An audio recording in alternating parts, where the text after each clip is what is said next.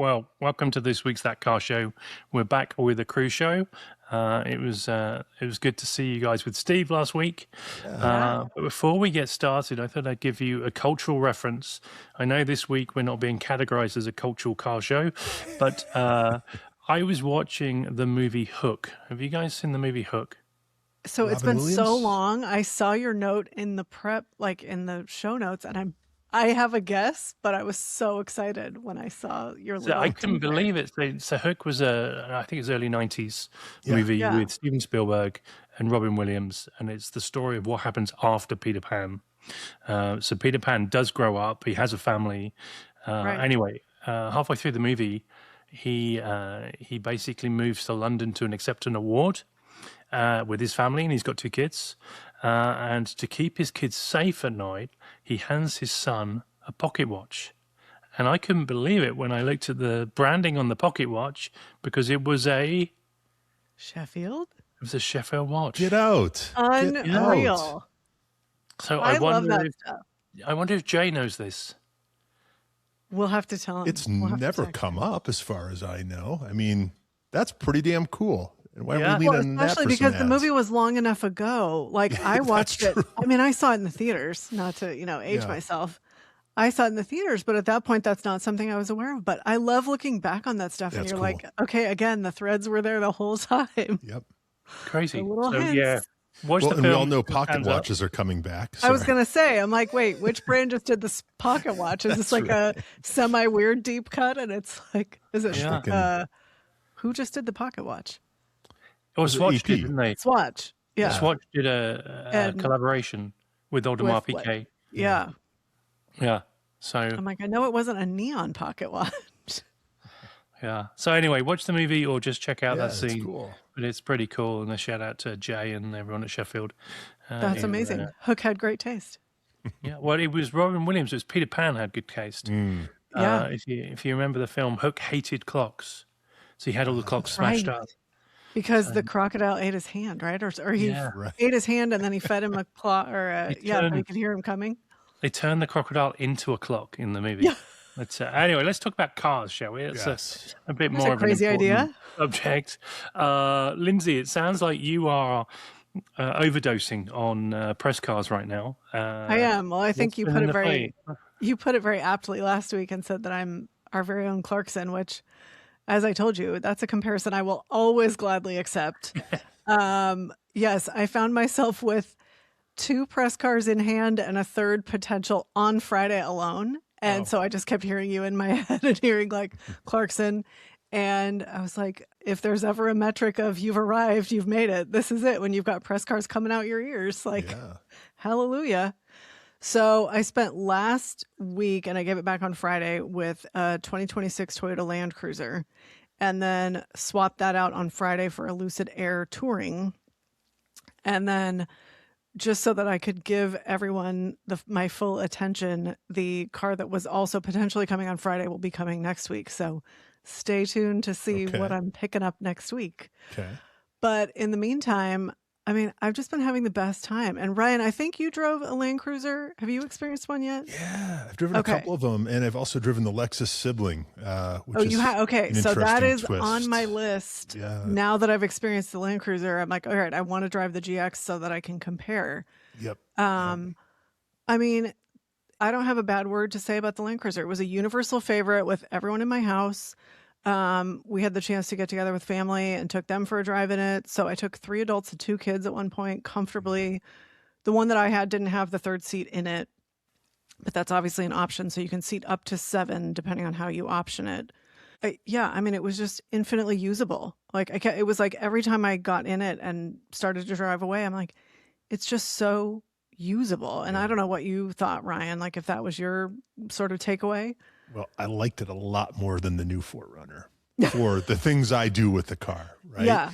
And I guess if you're a hardcore off-roader, yeah, you go and you get that 4Runner Trail Hunter or whatever it is. But Right. just Hunt for all day the to trail. day, the Land Cruiser far superior. And yeah, wait till you drive the Lexus, because that's got the 6-cylinder, and that really just kind of makes it perfect, right? I But- feel like that probably tips it over the edge. Yeah. Yeah. I mean, I just like, I just kept marveling too, because it's a tall vehicle, but that's very Mhm. similar to my truck. And so I felt very at home. It was like, oh, I really do like feel most at home in a taller, big SUV, something like Sure. that. So I sort of like, I felt more comfortable right away, I think, just because I'm used to the truck. It was incredibly easy to park, which a lot of Mhm. people might find surprising given the size, but just like the steering is so precise. And especially with all the cameras and the tech, I felt like I never had a blind spot. It was complete visibility, complete confidence, super precise steering, an incredibly comfortable ride for an Yeah, SUV with yeah. big tires on it that's set up to go off road.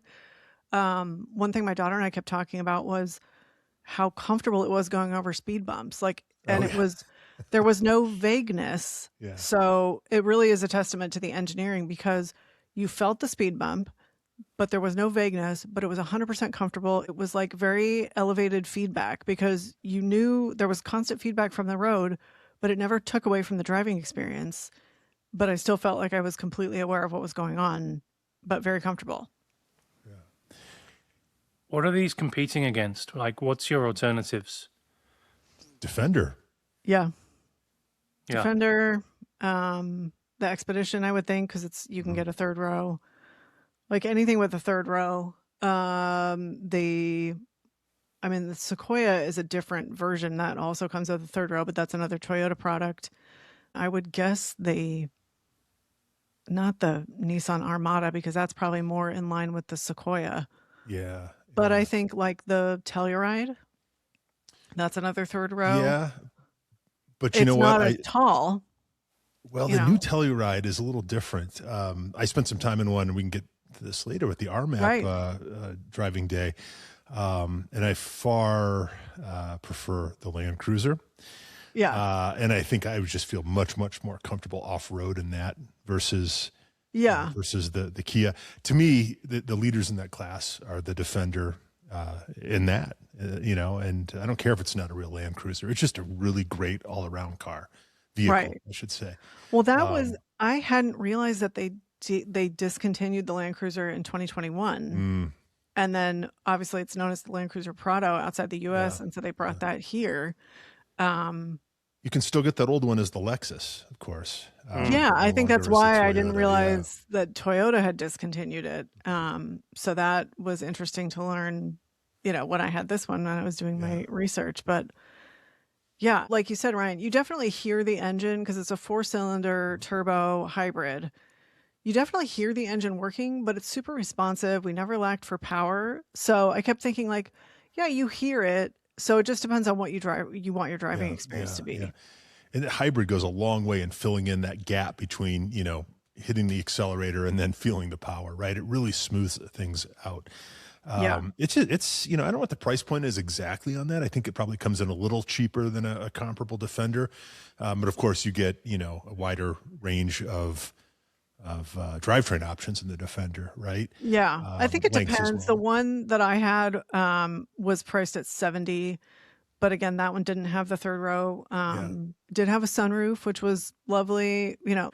All the creature comforts. It had heated seats. Didn't have a heated steering wheel, but that's not standard. yeah, yeah. That's more of a surprise when you do have a car with that. Right, right.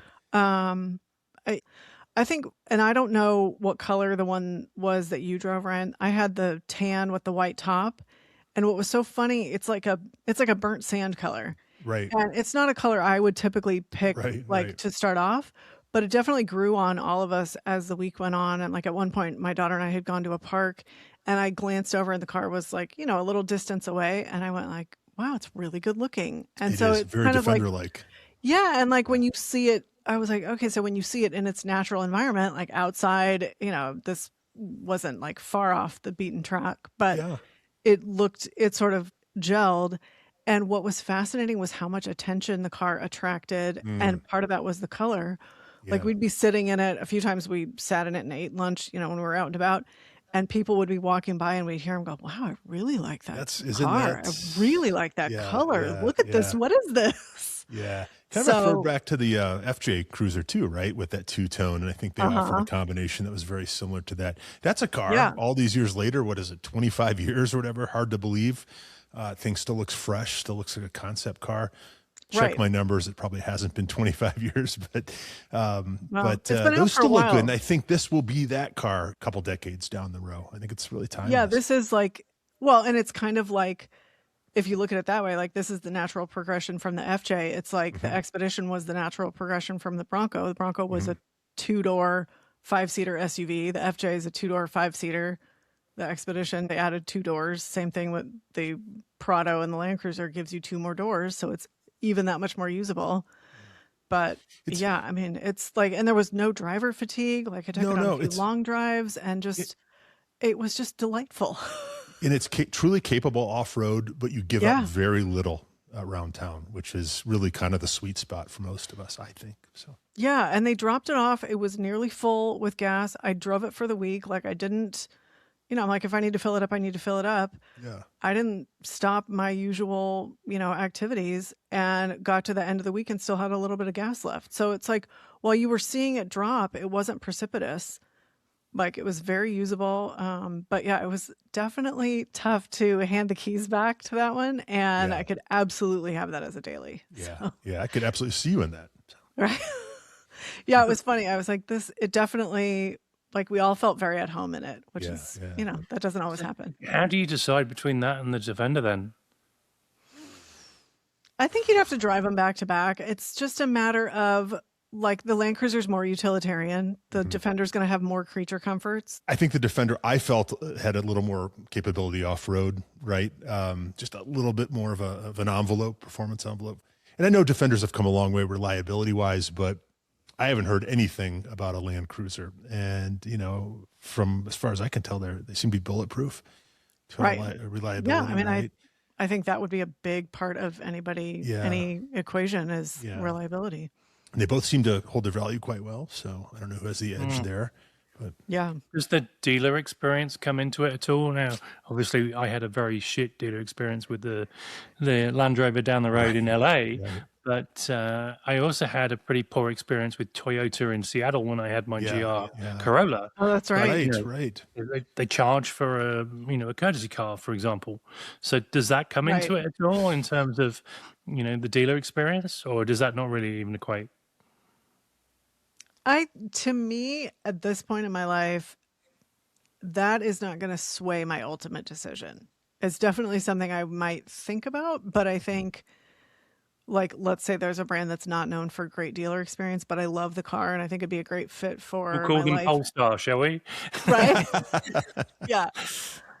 No, I mean, I think you just poor kind of Polestar. like, going in, depending on who it is or where you have to go, that you're like, it's not going to be fantastic, but I love the car and like day to day, it's going to be great. Yeah. Yeah. Dan, when I think of Land Rover dealer, I still, envision the Land Rover dealer of the 90s and the early aughts with the, I don't know why they got rid of this, but the test track out back. I know. And I the was just ramps thinking in the about that. front. And it's like, come on, I want that back. That's It's what I want iconic. back. Anymore, I just, I don't even know. I mean, are they standalone? Guys, I drove past a Jaguar dealership the other day. Talk What? about bleak. Were That's you a in story for England? another time, but they had like 2 cars. It was really kind of sad.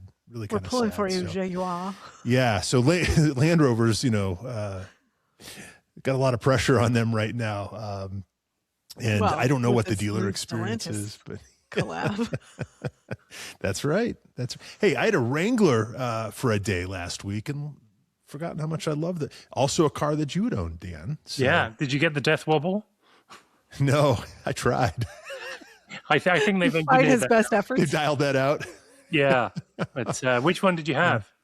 This was just a base, car, but black on black with a hard top. I got a lot of looks in this car, though. Ooh. Again, kind of unexpected. Don't get nary a look in a GT4, but this thing, guys, girls. I mean, this is a good looking thing. I think it was in the triple black, kind of look, and it just Stealthy. I don't know. Yeah, it was bigger than I expected a Wrangler, and of course, this was the 4-door. I think they've grown a bit. But yeah. But then again, at the end of the day, what am I buying? Probably buying that Toyota. Hate to say. So Yeah. Well, you have to consider, you do have a family, and like that obviously plays a huge part in what's going to work day to day. yeah. It's funny. I was doing some research the other week around Turo businesses, Oh, and okay. AI, and you kind of give AI some questions. Our research department, and Sure. The perfect Turo car is a Wrangler. If you're in a place of like tourism, so Sure. Seattle would work. I guess Denver Yeah. would work. Yeah. Obviously, LA would work. Yeah. But the ROI on the Wranglers Yep. is up there in terms Yeah. of great Turo cars. Makes That's so so much interesting. sense. I think it'd be hard to get into trouble in one, right? You don't have to worry, they're tough, right? You don't have to worry about Yeah. carving Yeah. a wheel. You don't have to worry about, speed bumps, potholes so much. I think makes a lot of sense, right? A few dings and scratches, don't really That's character. harsh the Yeah. Right. vibe, right? So Yeah. yeah. I'm a fan. You know what you're getting with the Wrangler, right? Right. You know exactly what you're getting, and each successive, edition's a little nicer than the one before it, right? It's a great single car solution for a lot of people, I think. But Yeah, especially because of the sort of modularity, like the fact that you can take off the roof or the doors or the Yeah. whatever and turn it into like a beachmobile, but you can go off-roading and you can get a you can put manual. yeah, Damn get it. a manual and So, you can put everything back on and it's yeah. an enclosed car. Yeah. You liked your rear Wrangler in the time you had it, yeah, Dan? That's I loved it. It was, Yeah. It wasn't a quick car. I went from quick Audis to, to that, and it was utilitarian. It gave experiences that I slept in that car many times, like the racetrack. Not because I was. Have you had a car you haven't slept in? Could be that GR Yes, the Corolla. Boxster. Oh, okay. Couldn't quite work that one out. But yeah, they're just, but it leads on to the like. Now you've got an alternative, which is the Bronco, Yeah. right? Right. And I think 2 weeks ago we talked about the Filson Bronco. I think Lindsay, you brought that up, and they've Yeah. materialized. I know, and we were talking about it I think at the end of or beginning of last week and they're beautiful. Like they just look stunning. I mean, you put it very well and it's like, yeah, I think it's a Defender contender. Rhyme unintended, but I'll take it. We're a damn oracle around here. I feel like we're predicting things left and right. And I like that very much. It's a handsome thing. For me, I can't get past sort of the chopped visibility, right? The chopped look out of a Bronco. The Wrangler doesn't have that. The Wrangler's all glass, and it's really quite nice. I'm sure you get used to anything, and I do think the Bronco looks a little cooler, right? But to me, that's a consideration in city traffic. And So you'd go Jeep over Bronco? Or Defender over Bronco, over Filson Bronco, I think is what he's saying. Yeah. yeah, if I could get a soft top V8 2-door Defender, Yeah. that'd be the one for me. But alas, we can't. So It's I don't know. I'd interesting, have isn't to. Not I'd have to yet. drive the Bronco again. It's been a while, so Yeah. The Bronco has better road manners, I think, than the Jeep. it does. Okay. So that's what you're paying for. Yeah. Because it's taken the best of what the Wrangler was, and then they brought it out, right? It's but this new Filson edition looks interesting because it's going to have the engine from the Braptor, but reduced. So it's almost gunning for the Land Rover. So Yeah. Reduced as in like more genteel. Is that sort of the I think so. So less going for? horsepower, like less Okay. highly revved, right? But you're getting a better engine than the 2.7. Okay, maybe that's the one then. Maybe that checks off the most boxes. Maybe that's your next car, Dan. That's Maybe. Although I've been looking at Rivians today. I know. How about that, Art? They just dropped the price. Did you see this? Yeah. Like, all right, now we're talking, right? Like who does that? who does that? Yeah, Yeah. I could So see you which- in one. That's Which model are you looking at? So they've just released the R2. Is that one? yeah, that's I always the get one. mixed up with the numbers. Why can't they make it very easy? But like it's the premium edition is just under 60K. Yeah. You're getting Yep. good electric coverage. You're getting a brand that is focused on outdoor and fun, and so yeah, I need to test drive one. I think What's the range on that? 430. I think for the top one. crap! I mean, that's That's fantastic. and over higher range 600 of those horsepower. gas-powered cars. Yeah. Right, but they will be a cheaper one, the one that's been reduced. Okay. Will have less mileage, but yeah. Anything over 300 though, sign me up. I mean, that's Turns Yeah. out these are the incredible. droids we're looking for. Jeez. Wow. So, Guys, sorry, speaking of droids, I watched this. I don't know what moved me to click on this last night, but it's the original Westworld movie from 1973, and I With never Yul Brynner? saw. Yes, exactly. So you've seen it, right? and isn't Steve McQueen in it? Oh God, Wilder and wilder. We're going to have to ask our research department, aren't we? yeah, I thought it was. All right, we'll yeah, I was drinking, but that's probably what moved me to watch it. But one of the things I thought was fascinating was, again, this is 1973. It's older than me, right?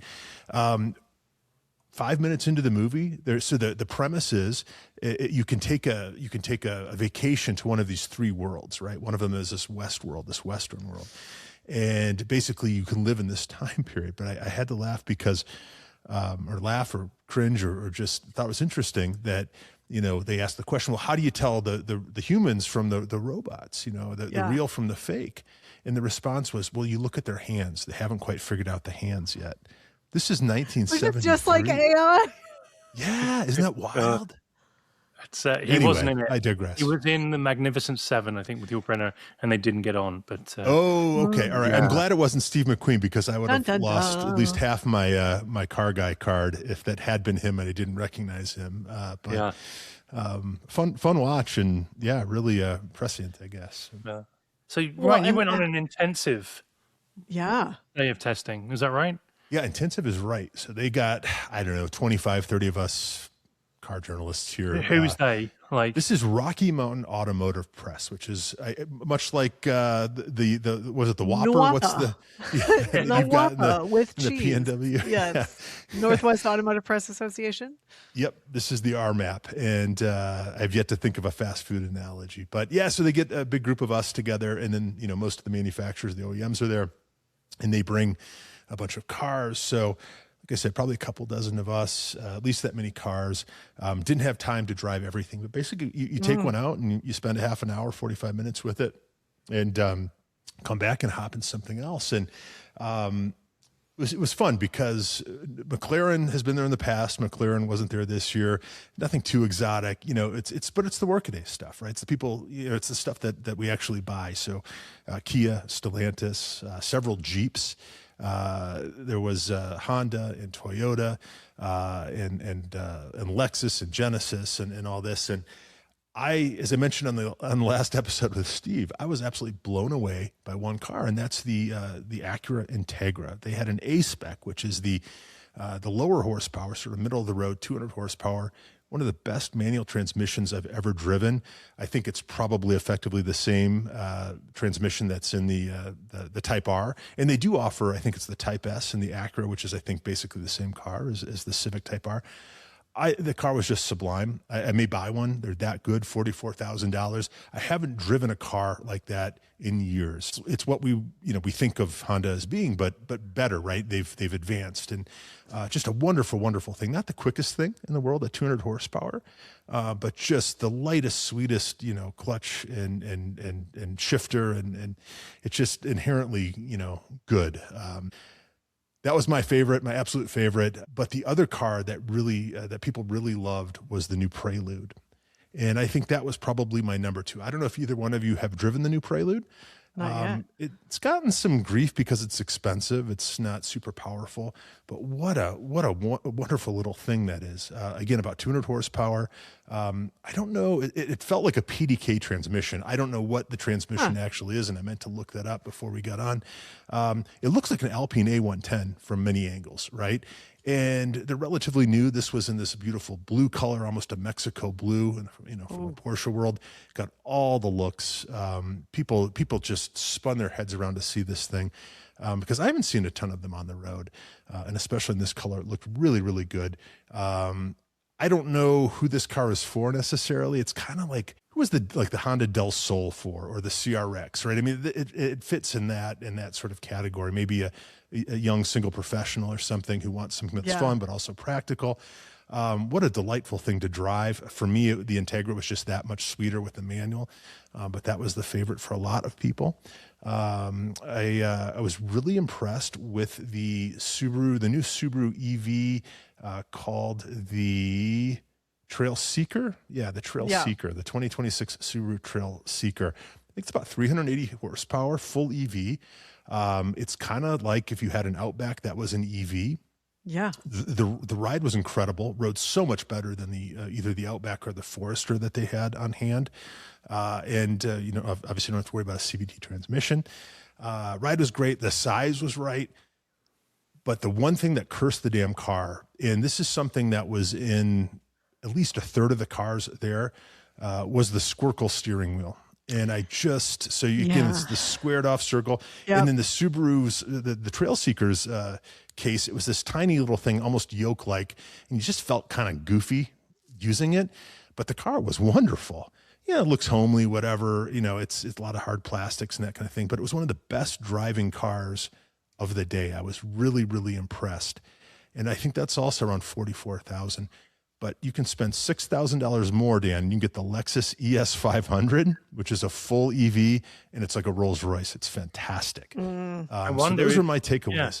I wonder if you're the wrong demographic for that Subaru, because a lot of the Outbacks and the Crosstreks traditionally were like the college cars, right? The cars the kids had. Sure. So maybe they want that sort of steering wheel in their cars, and they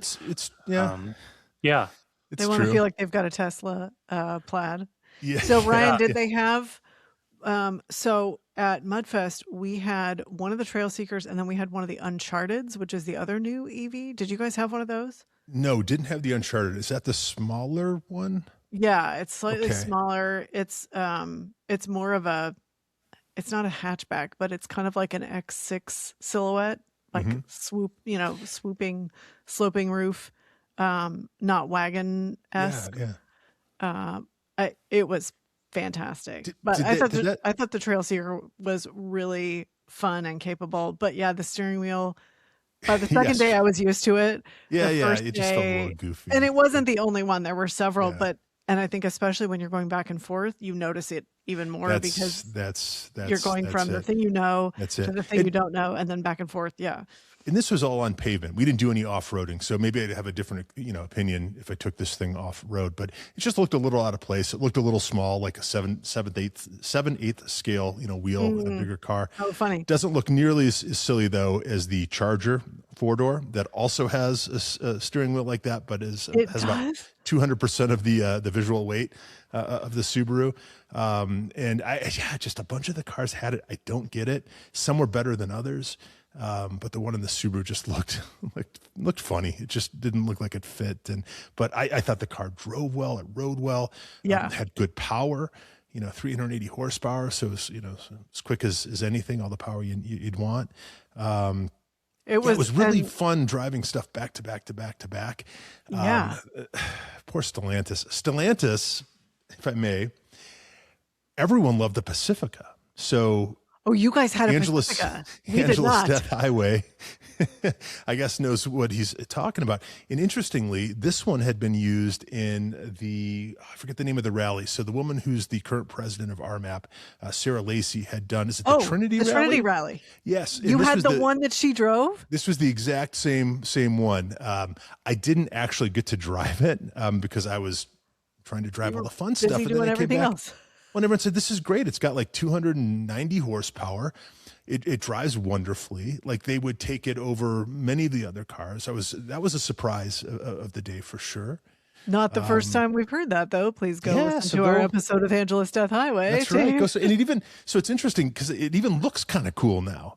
Unless you get the base model, like the rental fleet, and that still looks like the old one. The others have all been facelifted. But that's so funny. That was universally more loved than the new Cherokee, which I think most of us were kind of disappointed with.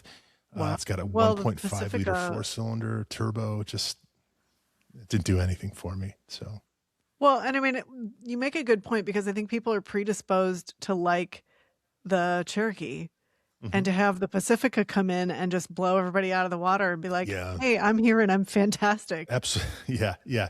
I think about the same price too. I could be wrong, but yeah, the new Cherokee, it just was under engined. It felt heavy. It just wasn't the car for me. It's probably the right car for a lot of folks. It's just not the right car for me. Trying to think, are there any other surprises? So interesting. I think the Trinity Rally was happening while I was at Mudfest because I was talking to the Stellantis guys who were there, and they were really excited. And they've worked with Sarah over the years, I think. Oh, sure. They were excited to have the car on the rally.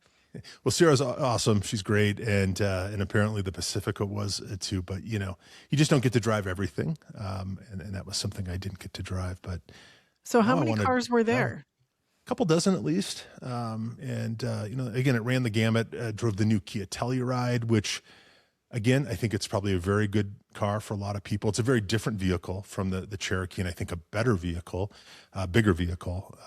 Because that can be a 7-seater. Yes. Yeah. The thing was massive, pleasant, it just didn't get me too get your excited engine going. Yeah. Nothing was terrible, right? That's the thing. Nothing's terrible anymore. Some are just really, really good. And once you drive one of those, it's, pretty easy to forget the others. So. I was impressed because they had a Telluride at Mudfest and it did fantastic off-road, and you just never know. Interesting. Yeah. Because a lot of those, that 90 or 99% of them are going to be used for ferrying children around on city streets. And so you never know when you're going to take it off road. Another thing, like with the Trail Seeker, it did fantastic off road, which is what you'd expect from Subaru, but you don't necessarily know how the EV is going to do. And that and the Uncharted both did amazingly off road. And that Telluride was actually pretty great in the twisties. I took it out on a twisty road with our buddy Jason Meshnick, who you both know. Yeah. We got the tires to make some noise and the brakes to make some smell, and it was very predictable. I mean, it's not a car to ever choose for the twisties, but it really it was better than it had any right to be. You think you drive one wonderful car. So like with the Integra from Acura, I mean, best car of the day, in my opinion, but the other car they had there was the Acura ADX, which is their small crossover SUV. And I hated it. CVT just transmission. Across the board, or it was just a very different vehicle. It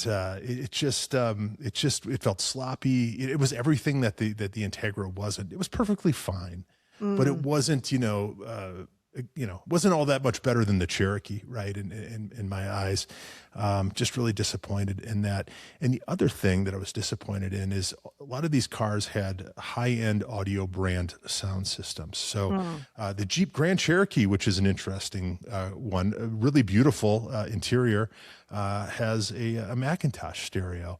But unfortunately, it didn't sound like any Macintosh stereo that I had ever heard. This is the new Macintosh. It sounds the same.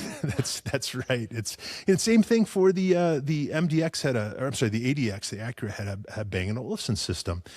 Suffered from the same issues that Bang & Olufsen systems do, and other brands like Genesis, right? Where instead of simple bass and treble controls, you've got this Bayo sound circle that you can never get the sound quite right. Meanwhile, the Integra had I'm gonna have to check the brand again. It wasn't ADS, but it was another brand, and it was exceptional, right? So same manufacturer, same OEM, and yet the one car is exceptional, and the other I would have put way down on my list. So right. It's interesting these days. I wonder if it's something to do with sharing platforms, because I don't know whether the ADX is shared across the Honda range, or obviously the Integra is shared with the Civic, isn't it? Yeah, I'm wondering if the ADX is the same as is it the HRV, the really small Honda crossover? Because it didn't. I think it was betrayed by its underpinnings. Honestly, it just was not. There's the episode title: "Betrayed by Our Underpinnings." Every day. Every day. You've got to feel sorry for Acura, haven't you? Because what are they as a car company? Because they produce 2 SUVs, and then they produce this fantastic, 4-door sedan, and they're not really competing with Lexus, are they? Because no, they've really gone two different directions, right? And I would take that Integra over the Lexus any day. But as for an appliance, an electric, just conveyance, that Lexus was hard to beat. But as a one car does it all, engaging car, that Integra was just fantastic. I implore everyone listening to go out and drive a new Acura. And I haven't driven the Type S, and that may be even, that much better. But I thought that this A-Spec was really the sweet spot. 200 horsepower is not a lot in 2026. 0 to 60, I think in this thing's like 7.3 seconds at sea level, but it feels faster. And when you get in a car like that, screw the performance numbers. It's just so engaging. It's just so sweet to drive. And like I said on the last show, you forget that they still make cars like this. It was just exceptionally good. And I hope they keep making it, because it's the best thing I've driven in a long, long time. So, yeah. So is it a viable replacement for the Polestar? I don't think so, only because it's front wheel drive only. And being here in Colorado, all wheel drive is really, really nice. But guess who's moving to California so he can get a new favorite car? I think it would be the perfect car for someone with a commute, right, who still wants to take it up in the canyons. Again, it's not the fastest thing in the world, but I bet it would keep up with a lot more powerful stuff in the canyons, just because the driving dynamics are so exceptional. Yeah, no, they're good. I had the S for about, I guess, a week, and did about 600 miles in one. Really? Oh, wow. And it was the official Long Beach pace car. So it was that's right. One of the gold ones? Yeah. But I forgot about that, Dan. Such an engaging drive. You want the Civic for the seats, but you want the full experience. You want the Integra. Yep. It's good cars. I love that you were just cruising around in the gold one. That's right, with the flashing amazing lights. Visual. Yeah, that's way cooler than what I drove. Yeah, I mean, we were stuck in traffic a few times. It was just like, let's put the lights on. That's right. They had all these strobe lights on the roof. The only thing is, it'd only done like over 1,000 miles, but it had done 1,000 track miles, so the brakes were so squeaky. Oh, yeah. You're like, they're track brakes, everyone. They're supposed to sound that way. Yeah. I was told by Jake at Acura that if I want to take this car for a week, I should do it before Pikes Peak, because once the hill climb comes to town, then all the Acuras in the local fleet are given out as courtesy vehicles. And I bet those brakes will be squeaking too by the end of that week. What are you waiting for? Get on it. Wonderful car. When is Pikes Peak? I don't know exactly, but I did make it up right? for what they call tire testing day. Which how was it? Was great. I think tire testing, I don't know if I think it's a practice day. I think it's like, carburation day, right? It's kind of a term that's, maybe just a term anymore. But it's a practice day. It's the first day for these guys to go out, and you can practice either the lower section or the upper section, but not both. And the reason they do that is then they can have people practicing on both sections. And we got up. It was our buddy Brendan Garst's 40th birthday. And so I was very honored that he invited me and a handful of other people, including Jake from Shift Colorado, and also our buddies John and Lewis Deisty, to get up way too early. And I got all of 10 minutes of sleep before I had to get up at 1 and drive up to Arvada, Colorado, to meet Dan. Is this familiar? Dan, Right? it sounds like he got 2 more hours of sleep than when you were with him. Yeah. Did you forget the camera there? You guys got more, I think.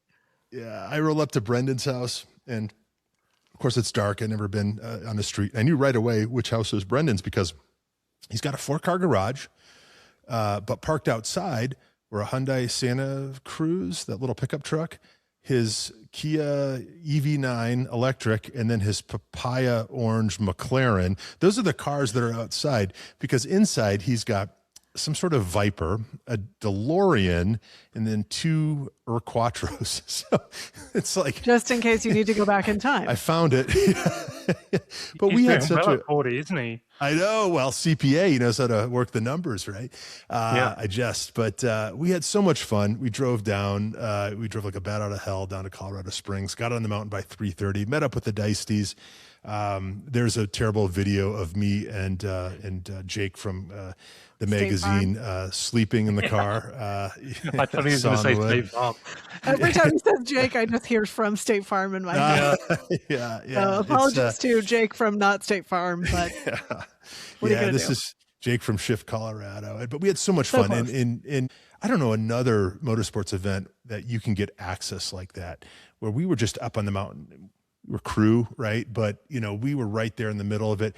That electric vehicle thing that Ford reskins every year and runs was there, and it just it fires up like a turbine engine, and it just goes puff of smoke, and then it's halfway up the mountain. It was incredible, and we even had breakfast with a couple of the drivers after. It's super casual, it's a pretty special event. Pikes Peak. It's there's really nothing else like it, and it's that's on the world-class stage like that. It's a pretty cool experience, and it was a fun morning. Although Worth I was not tired for the sleeping next 3 days. sure. Yeah. So, Any sign of Zwart? I did not see him. No, he may have been on the lower half. We were on the upper half, but Well, you saw him on your other adventure, though, didn't you? Just organically. Yeah, I don't know if I talked about that. We went to Aspen a couple weeks back. A couple buddies, shout out Eric Boehner, and one of his buddies. Eric's got a Spider RS. His buddy was in a supercharged Corvette C8, and we had a lot of fun driving to Aspen and back. All the wonderful passes, the roads that are in that area, McClure Pass, Independence Pass, this kind of thing. A couple of the highlights were, yes, seeing Jeff Zwart and what appeared to be a singer from a distance, and then also being seated across from John Oates from Hall & Oates at a steakhouse we went to for dinner. That's fantastic. It's just like like being at Prince. Rensport, but you didn't have to go. That's right. We had such a good time. It's one thing to drive the roads near home, right? It's another to get out and drive the best roads your state has to offer. And fortunately, at least here in Colorado, it takes an overnight trip. But it was awesome. Only broke my windshield and burned through some rubber, but it was a wonderful time and Worth it. Yeah. Nice. What else? What else do we get in the news? What else is on that list? Just trying to. It's got dark, and I'm going to the Porsche and Toy Story. Did you guys see this? I didn't. Can you fill me in? So they've done a collaboration to celebrate Toy Story 5. Okay. And I think the underlying message, which I'll talk about in a minute, but they've done 3 limited edition cars that are tributes to characters in Toy Story. Oh, okay. So the one that's probably the most interesting is the Buzz Lightyear. So they've taken a GT3 RS. They have basically put a color scheme the same as Buzz's space outfit. Worked with Goodyear to get special permission to change the tires to Lightyear. That's awesome. But it does make you wonder why. There's also a Woody edition, which is it's. Did they put wood paneling on it? Please tell me. It's not. No, but it does have like a denim Different type Woody. glaze. And then when you open it up, it's got like What the is cow. this, a ham? What's a glaze? Tell me what the denim glaze. It's like a denim color. It looks like a denim paint job. Okay. And then when you open it up, it's got the cow pattern carpets, and because he wears that as a waistcoat, doesn't he? Oh, right. I see what you're saying. Yeah, you don't have to base the car. It's okay.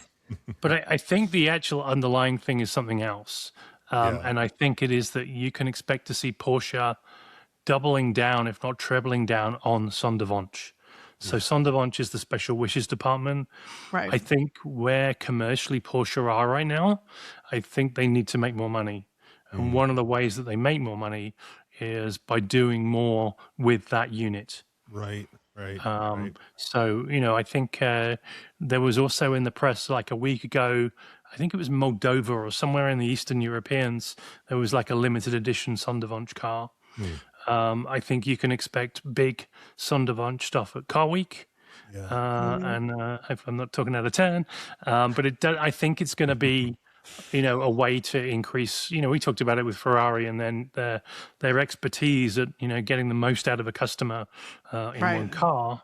Yeah. And I think It's a way to highlight, to showcase the capabilities. I mean, and they did, if you look back, they did the Sally Carrera from Cars. I think that was 2022, possibly.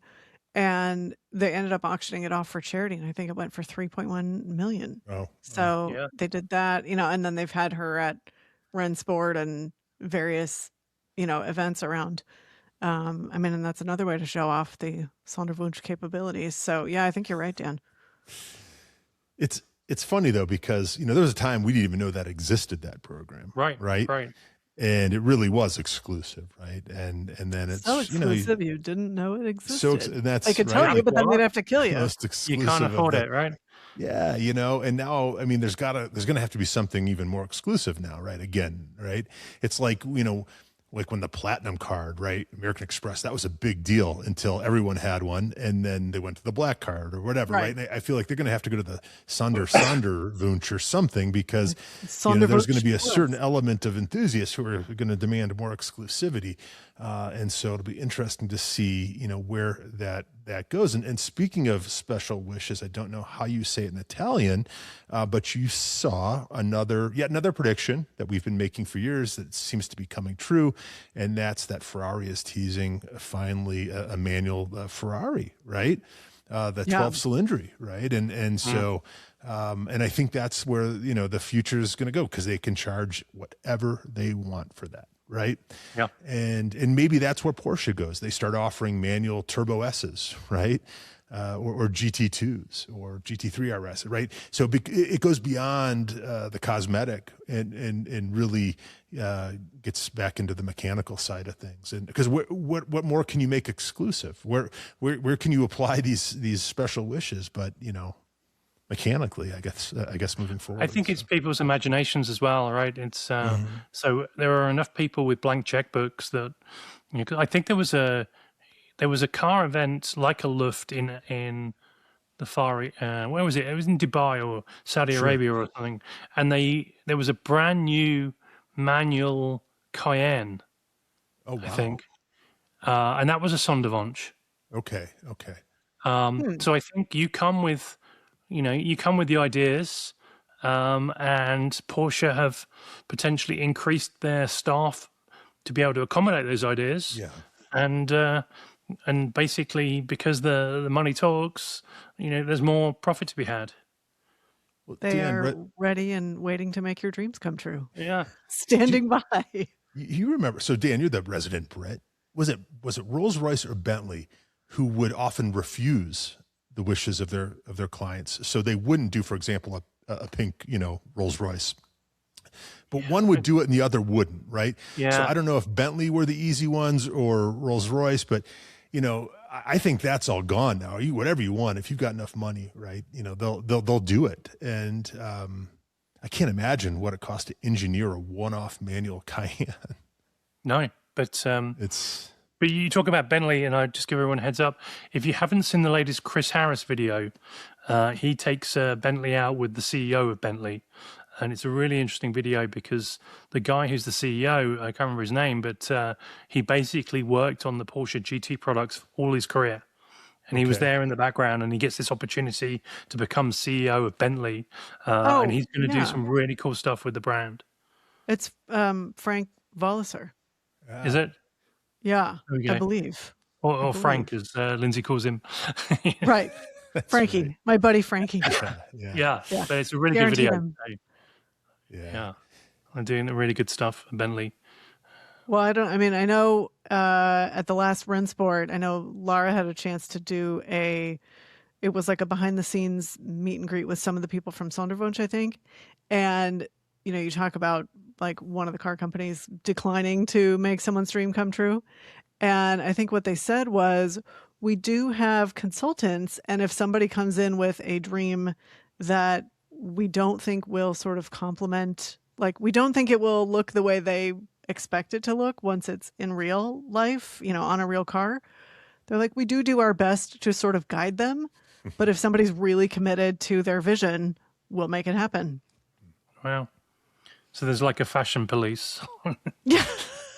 They're like, we try up to a point, and then if you're really, really, determined to have this specific dream, then we grab your hand and we go for it.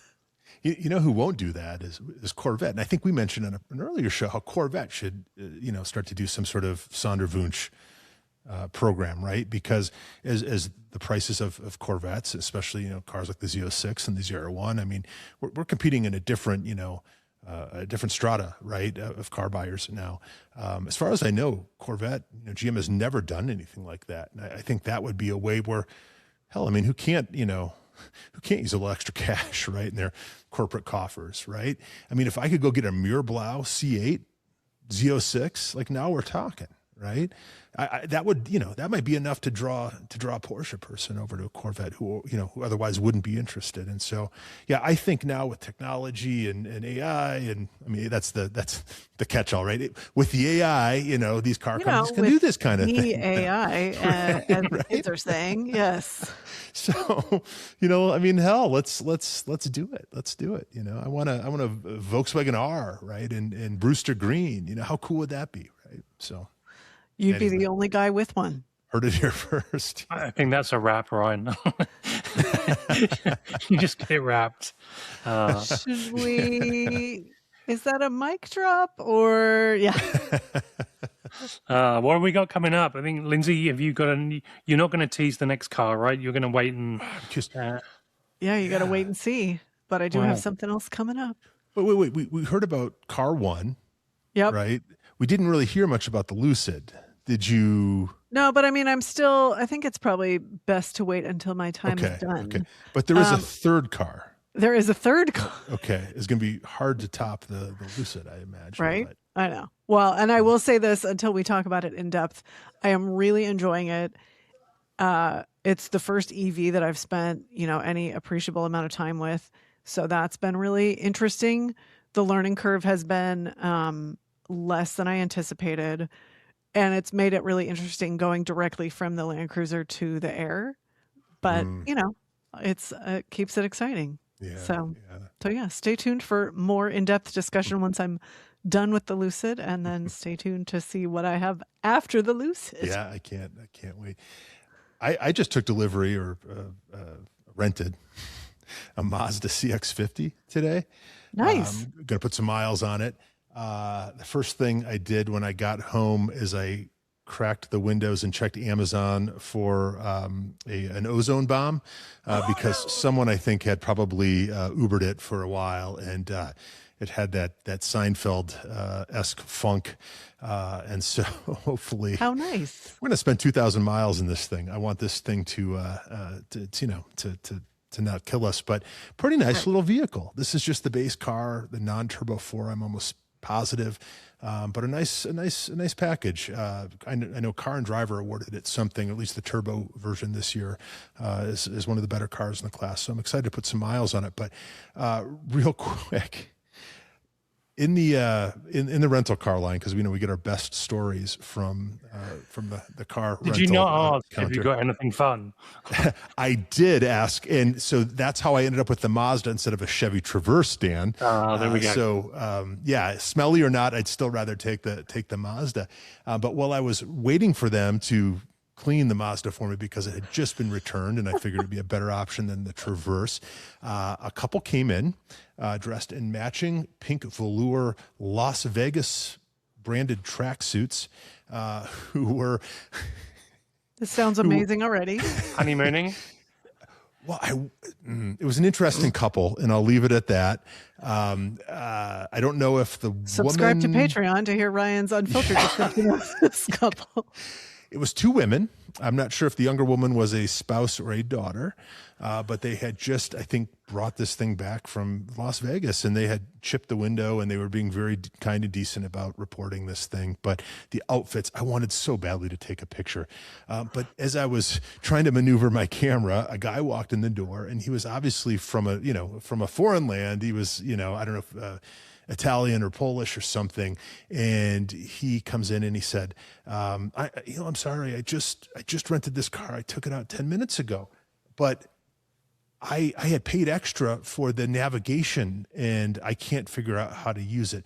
This poor sucker had used some sort of third-party booking site to add on navigation. Do you remember, like, they used to have these, what were the what were these Garmin. boxes that, right. Yeah, Or that you'd throw on the dash, and they had like a weighted octopus on the bottom that was supposed to like keep it in place. Yeah. Like and bags of sand. And the guy behind the counter said, sir, we haven't had these standalone GPS units in probably 8 or 9 years, right?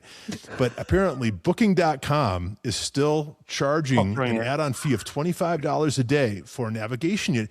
And I can see this guy. He doesn't want to run data in a foreign country trying to get around Colorado, right? And I felt so bad for the guy, He's like, so what you're telling me is there is no standalone Garmin unit that I can borrow?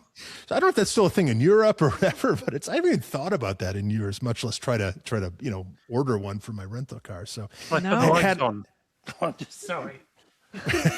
Yeah, it got real dark. Literally and figuratively. Yeah. So, I'm telling you, I think a perfect reality show would just be like at the budget rental counter, right? To watch these people come in. There was someone else who was jumping through every hoop to use a debit card versus a credit card to rent a car. And you just kind of felt sorry for them. Like, at some point, it's not worth it. Just pull out your credit card. Yeah. Well, I guess if you don't have one, but that's what Greyhound's for, right? That's what Greyhound's for. So anyway. Confessions of a rental car desk clerk. Yeah. I hear Costco is very good for car rental. I've never tried that. Where did the cars come from? They still come from Enterprise or it's the usual. I've not used it, but apparently you get your second driver free, and if you've got Costco membership, it's cheaper. I've not got membership, but there's your consumer advice for the week. Yes. And Dan, by the way, when I did say, did you have anything fun? This wasn't the airport in LA, right? So, or Monterey during car. Right. So Mazda CX-50, it was, but it'll be a good car, I'm sure. So that's wild. You can't go wrong with that over a Chevrolet Blazer, right? Absolutely. So your advice I think just for the sake of content, we probably need to be one of us renting a car once a month and just hang out at the rental counter for a while, collect some stories. I think Lindsay can do 52 weeks of press cars. I know, you're on a roll. Hey, with any luck, right? Yeah. It's a worthy goal. Yes. This Lucid that you have, because this isn't the same one that Spike's got, obviously, because you have them at the same time. Concurrently. Concurrently is the word. Magic of podcasting. We are driving the same car in the same week. On different ends of the West Coast. I was going to give you props for getting it first, but actually, he had a different one. He had a different one. Was it a Sapphire? He's now got the Sapphire. Okay. I'm assuming you don't have the Sapphire, do you? No, I have the Air Touring. What did he have? Did he have the Gravity, or did he have an Air Touring? I think, and then he got the Sapphire. Okay. So what we're hearing is the progression is I will be getting the Sapphire next. Yes. Well, and I got to drive in Spike's shadow, but yeah. And then he's living in our shadow. Come on, yeah, let's get this right. That's right. Exactly. I got to drive. I got to drive the Gravity at Mudfest, which is their SUV kind of crossover-ish silhouette, and then obviously I'm getting to spend the week with the Air Touring, which is their sedan, which is cool. Yeah. Well, good on us. Good on you. I mean, right? Life is good. Yeah. Well, I've got a U-Haul coming up. Leave that. You know what? It's potato, really. Wait till you get to that rental counter, Dan. There we go. It's. I dare you to say, do you have anything fun at the U-Haul counter? It's. I think apparently you don't even go to the counter. You have to do it over the phone with a person, and show them your driver's license, and it's slightly different from the last time I rented one, but.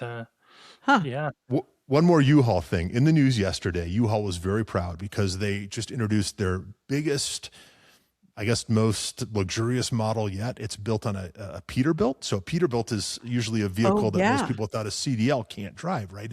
These are these semi-trucks, these over-the-road trucks. But they now have one that's built on a Peterbilt. I think it's gas-powered, not diesel-powered, but it is the biggest, heaviest vehicle that you can rent without a CDL. And the funny part is the cutoff for needing a CDL is 26,000 pounds, I believe. Guess how much this new U-Haul weighs? 25.59. 25,999. We're like, Dang. quick. Just don't put anything in the back, I guess. Yeah, No. no fuel in it. Right. Anyway. It's like when you Moving see on. people look at like the towing capacity or the load bearing, whatever, and they're like, so we can go up to that, right? And you're like, Yeah. sure. Yeah. Like, yeah. Well, we Yep. wish you all the luck in the world. because- Thank you. I'll be thinking of you in your Lucid and your Mazda. Maybe in a Ford truck. Right. Tell yourself it's the same difference and we're all just Yeah. out here Yeah. living the dream. Or Peterbilt if you're lucky. Yeah, there we go. There we go. Well, I think we're a show, aren't we? Yeah, I so. think so. Thanks, guys. Yeah. Well, thanks so much for joining us this week on That Car Show. We really appreciate you all being here and sharing the show with your enthusiast friends. Please consider liking, subscribing, and leaving a 5-star rating. We always appreciate that. And remember to always be driving, and we'll see you here next week. Thanks. Cheers.